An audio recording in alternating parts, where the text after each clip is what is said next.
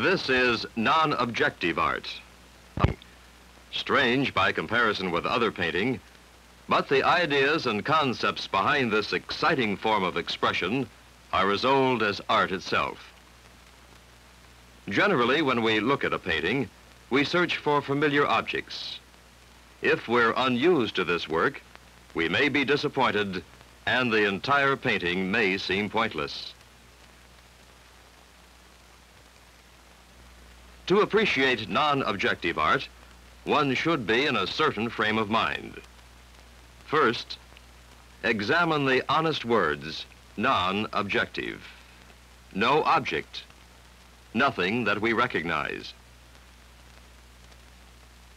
This painting is abstract, but not non-objective, because looking closely, we detect familiar forms, a face, eyes, nose, and mouth. Natural forms abstracted. In non-objective work, you will find no objects at all. Every good painting will have some non-objective qualities. We can find them by diagramming a picture.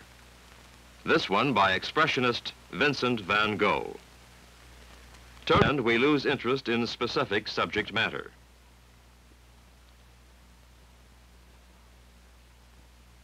And now we have a non-objective painting, interpreted directly from the first Van Gogh. Nothing remains but the composition. Relationships dominate subject matter. We see the color, shapes, and painting textures. They take on a beauty of their own. Non-objective painters are stimulated and inspired from nature, just as other painters are. Many everyday objects look like non-objective art. Here, a patch-painted fender on a car. Reflections on the smashed side of a car. Saltwater traces on the pavement.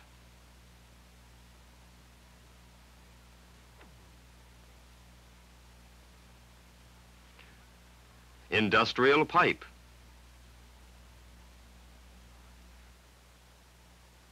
The rusty side of a boxcar.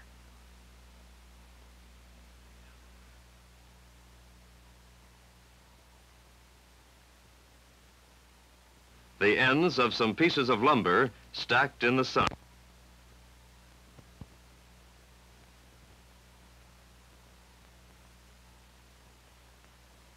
And the shadows cast by a roll of wire. Vasily Kandinsky, the founder of this style of painting, began simple elements, line, Kandinsky's of its own. Usually, a line turns into a chicken,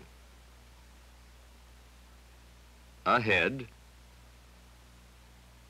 a pear, an apple. Then the line loses its own identity and becomes part of an object.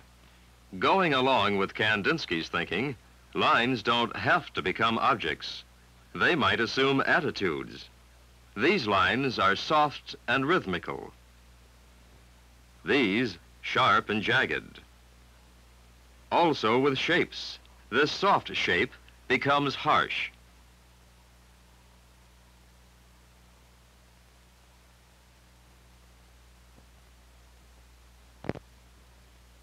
Colors, too, have emotions of their own.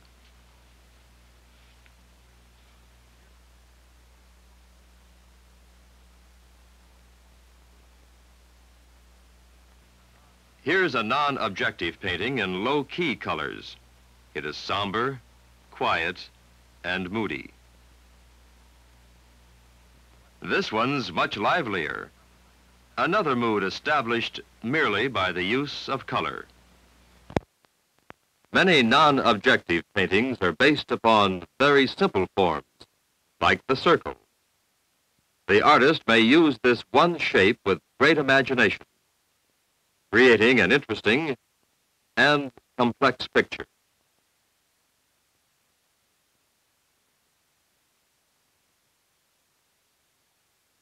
Or he may effectively combine them and have variety as well as consistency in his picture.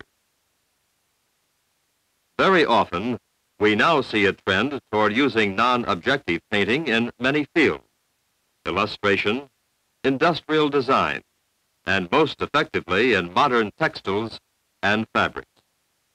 In this deliberate design, there is no object represented, but the square is used interestingly and effectively.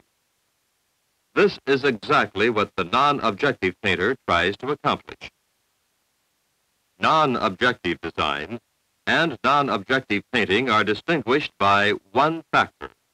Designs may carry on repeatedly with no special ending on wallpaper or cloth or otherwise, but a non-objective painting is self-contained.